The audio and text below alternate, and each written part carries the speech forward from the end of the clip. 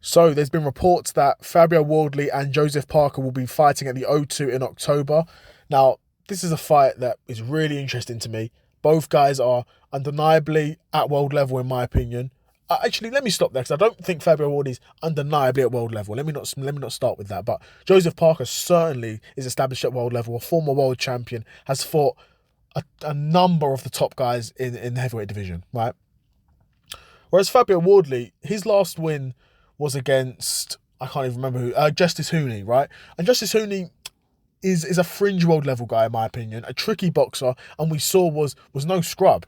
Done boxed very well against Fabio Wardley. Unfortunately, at the end of the fight, his focus seemed a bit wayward and he took his eye off the ball and Fabio Wardley landed a huge shot.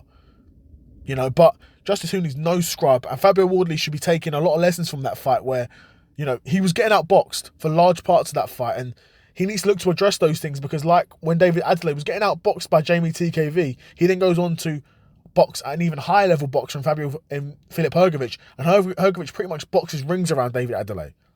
Apart from that one time when he rocked him, Hrgović boxed rings around him.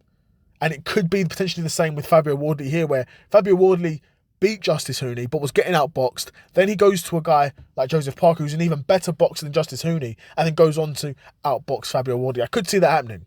Honestly, I really could see that happening. But there is something about Fabio Wardley where he's like one of the very few boxers in the heavyweight division that are a truly quick and explosive puncher, right? You look at the heavyweight division like at the top, I don't see a ton of explosive punching. Okay, I see Usyk, who's not explosive. He applies pressure and will wear you down and then stop you. Then I see Tyson Fury, who's not an explosive puncher. Anthony Joshua is not an explosive puncher in my opinion anymore. Daniel Dubois is, yes. And these are the guys that are at the top of the division. And then you get into your Fabio Wardleys. And Fabio Wardley is one of those punchers. He is explosive. He is quick. He is very powerful. Right? So, do you fancy a Joseph Parker who in this period of his career has gone out through a lot of wars, a lot of 12-round camps, has taken some big shots in his career, has been stopped before. He has been stopped before. Do you fancy him at that point in his career to be able to take even one or two shots from Fabio Wardley at this point in Fabio Wardley's career where he's entering his prime? As powerful and as quick as Fabio Wardley's going to be, this is how he's going to be in this fight. He's going to be at his most powerful and at his most explosive. Because again, understand he didn't have a long amateur career. He hasn't got loads of miles on the clock. And this is something that's so underrated in boxing, is miles on the clock. They all count. There's no such thing as a free lunch.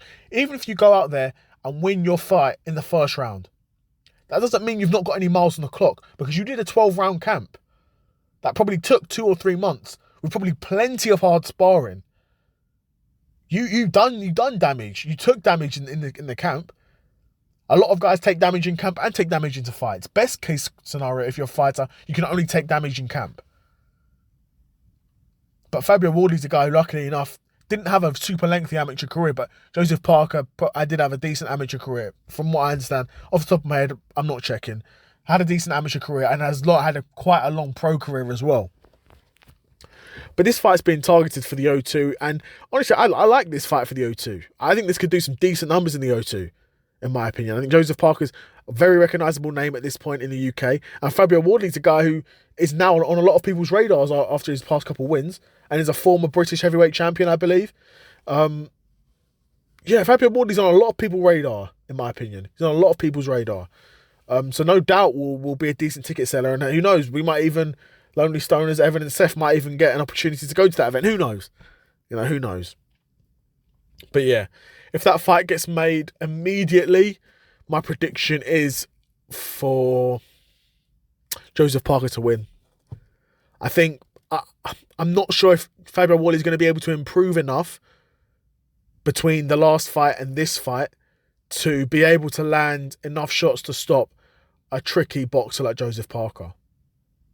But he's not that's the thing, Joseph Parker, he's not unhittable. You can find his chin. He's been stopped before. He's slick, he's tricky. But I'd like to think a guy like Joseph Parker, where Fabio Wardley's only really got a couple of weapons, you should be able to game plan to, avoid those weapons at this point in his career. I'm not saying it with chest, because I think Fabio Wardley could find Joseph Parker's chin. And if he finds his chin, then Once he's done it once, done it a couple of times, I don't fancy Joseph Parker taking those shots for 12 rounds. I don't think he's capable of taking those shots for 12 rounds. I'd be very shocked. So in that way, I might even have to go Fabio Wardley. And this is the thing, because for a long time, if someone had asked me about Fabio Wardley, I'd like him. Good boxer, a lot of power, but he's not a good enough boxer to mix it with these top level guys, is what I would have said. But now he's here, I'm sort of thinking he's got a chance against these guys, particularly these guys that are a bit older, right? Fabio Wardley would work a guy like Anthony Joshua.